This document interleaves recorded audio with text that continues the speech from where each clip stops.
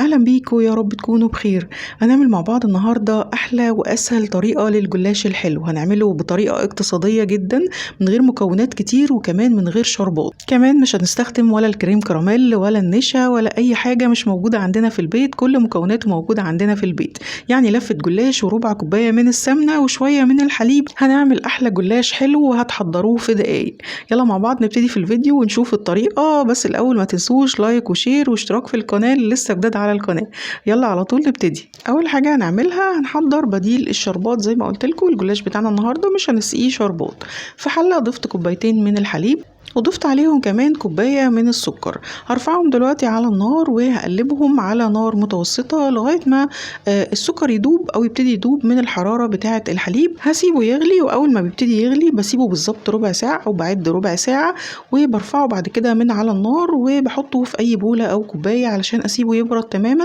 وبعد كده يفضل إن أنا أحطه في التلاجة حوالي ساعة أو نص ساعة، يعني عايزاه يكون ساقع لما أسقي بيه الجلاش. وده بيكون بديل الشربات بتاعنا، يعني تقدروا تقولوا حاجه كده زي الحليب المحلى المكثف بس خفيف شويه. نيجي بقى للحشوه. انا كان عندي نص كوبايه من المكسرات، ضفت عليهم معلقتين كبار من جوز الهند ورشه صغيره من الفانيليا، لكن ممكن ان احنا نستخدم مثلا فول سوداني او نستغنى خالص عن المكسرات ونحشي بس بجوز الهند مع شويه صغيرين من الفانيليا. يعني الحشوه بتاعتنا اقتصاديه وممكن نعمل فيها اللي احنا عاوزينه. جبت الصينيه بتاعتي كانت مقاس 30 في 40، او يعني بجيب صينيه تكون قد ورقه الجلاش، وببتدي ان انا ادهنها دهنه حلوه كده من السمنه. وابتدي بعد كده عندي لفه جلاش، طبعا لفها بفوطه علشان ما تنشفش، وهاخد اول ورقه وهلف الجلاش الباقي برضو في الفوطه علشان ما ينشفش معايا وانا بشتغل. وهبتدي ادهن ورقه الجلاش بالسمنه. انا كنت مسيحه نص كوبايه من السمنه، لكن انا هستخدم بس ربع كوبايه. ببتدي ادهن ورقه الجلاش كلها زي ما انتم شايفين، مش لازم كميه كبيره ولا اي حاجه، لكن ندهن الورقه كلها علشان الجلاش يورق معانا.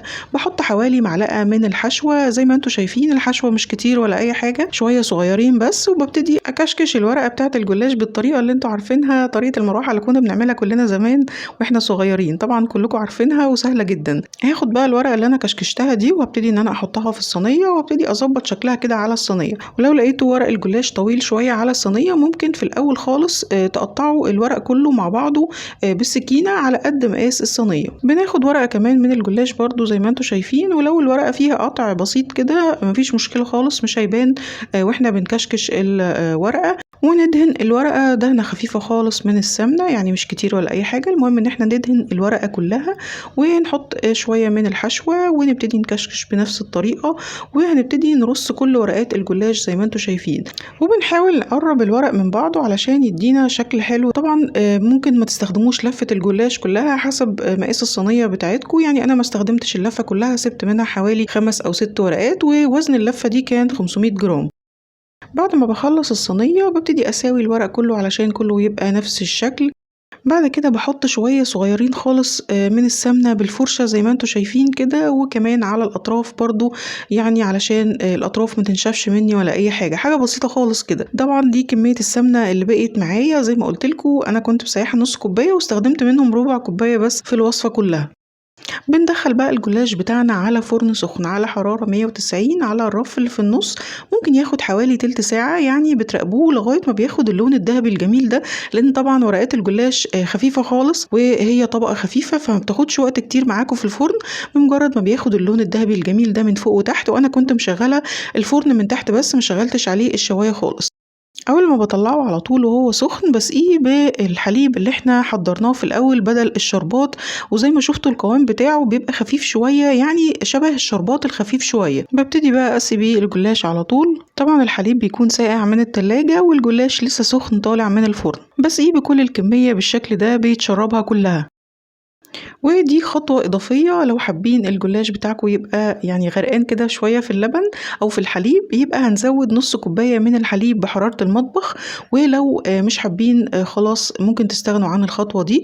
ولكن كمان لو حابين الجلاش يبقى طري معاكم أكتر، هو بيبقى مقرمش قرمشة خفيفة كده وطري كله من تحت، لأن طبعا كله متشرب بالحليب. لكن لو حابينه يكون طري أكتر يبقى هنسقيه بنص كوباية اللبن أو الحليب دي، وتكون سخنة شوية أو دافية شوية، هتخلي الجلاش يطرى معاكم. معاكم. بسيبه طبعا يتشرب خالص كل كمية الحليب، وبيبقى فيه شوية كمان من الحليب كده في الصينية، وزي ما انتوا شايفين ببتدي بقى اقطعه واقدمه. بيبقى طعمه تحفة ورائع، وطعمه احلى بكتير من الجلاش اللي بنسقيه بالشربات، يعني اكنكم كده بتاكلوا فطيرة بالحليب والسكر. وبيبقى خفيف وهش جدا زي ما انتوا شايفين، وكمان طريقته سهلة قوي واقتصادية، يعني ما بياخدش اي مكونات كتير، وكمان ما بياخدش اي خطوات كتير، في منتهى السهولة تقدروا تعملوه كفطار او كعشاء او كحاجة حلوة كده سريعة عايزين تحضروها. متأكدة انكم هتقوموا دلوقتي على طول تجربوه، لانه سهل جدا ومش محتاج مكونات كتير. بتمنى ان شاء الله الفيديو النهارده يكون عجبكم. جربوا الجلاش بالطريقه دي وان شاء الله هيعجبكم جدا. ما تنسوش بقى لايك كتير وشير واشتراك في القناه اللي لسه جداد على القناه. اشوفكم على خير في فيديو جديد ان شاء الله. بحبكم جدا وكل سنه وانتم طيبين. باي باي.